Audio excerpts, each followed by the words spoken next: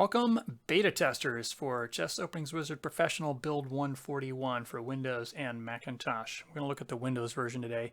You can see the timestamp there is November 4th, 2021 at 1:26 p.m.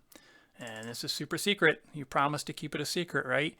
So, you got an email from me, and you should have replied to the email with the words, "I agree," basically promising to keep it a secret. That's about as far as I'm going to go for an NDA, right? So just write "I agree" and then put your name below it, like John or Mike, and I'm good.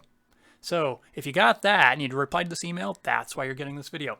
So it reminds us again, this is a beta test version, which means you should keep copies of your ebooks because it is changing the data format.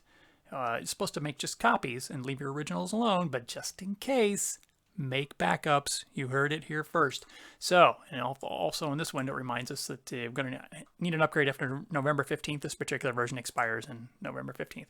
Okay, great. So let's create a new ebook. Let's call it, I don't know, Test Audio 7, lucky number 7. Up it comes. And let's move it into range so you can see what I'm seeing. So we have Test Audio 7 ebook open. The first thing to notice here is it has a new menu called Test. That's because it's a test version. This is going to go away when it ships. But the multimedia menu is the one I want to call your attention to. So, also a nice new icon over here where it used to have, I don't know, with the certainty bar used to be there. That's being phased out because who needs a certainty bar to check how certain you are of the assessment? Because, 10 seconds with a stockfish is going to give most of us all the certainty we need about whether the position's good or bad. So that's going away. And you're going to find new buttons here for audio and multimedia.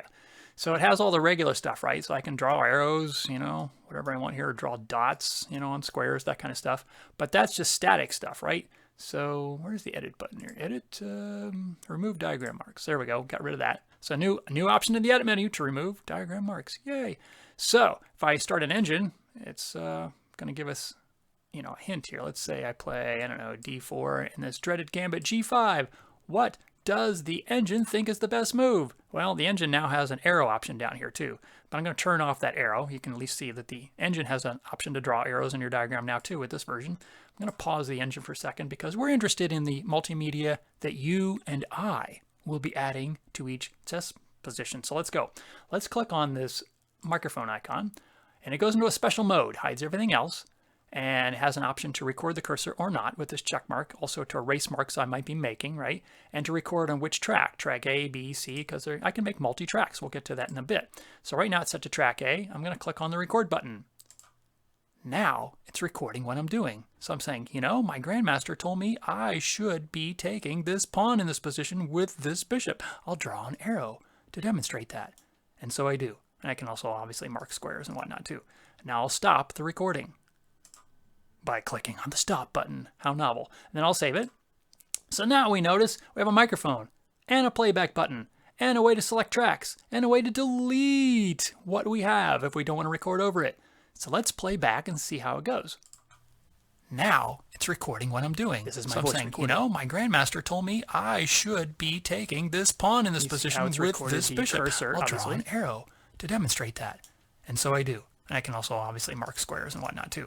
Now I'll stop the recording. Woohoo! So the recording works. But what if I recorded this, but I don't like the diagram that they chose for their YouTube video, and I wanted to see it from Black's point of view because I want to play this new gambit. So let's say commands, flip, so it's black at bottom instead of white at bottom. And we go edit to program preferences. Flip over to the diagram area and say, give me the brown personal look. Blue Genius? Yeah, let's go for brown personal. Brown personal, but I don't want these. I want it to look like an old informant because I'm old. So I switch it to Hastings so it looks more like an old informator. So I'm okay with that. So now I have it upside down, completely different font, and maybe I'll even stretch out the diagram a little bit to make it, bigger because I'm older. Let's see, and I can get, all the advantage I can to, make the diagram bigger. There we go. So now I've got a bigger diagram upside down in a different font. Let's play back the video and see what it does. Is it going to draw arrows where I drew them, or is it going to draw them where they should be? Let's find out.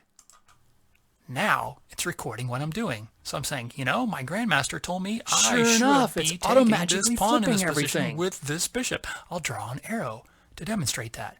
And so I do. And I can also obviously mark squares and whatnot too. There you go. I'll stop the recording. Every single position in Chess Openings Wizard can now include a demo, board, video, multimedia, however you want to do it. So that's the power of it. But what if you want to get even more powerful? Let's take a look at the multimedia menu. We can add a track. Say I want to add a new track called C. Now I have a C track. I'll just skip that for a second, but I can add all the tracks you want. Say I want to edit the tracks, and I want track A to be called, I don't know, English. Which means I can rename it, ding, and I can rename track B to German.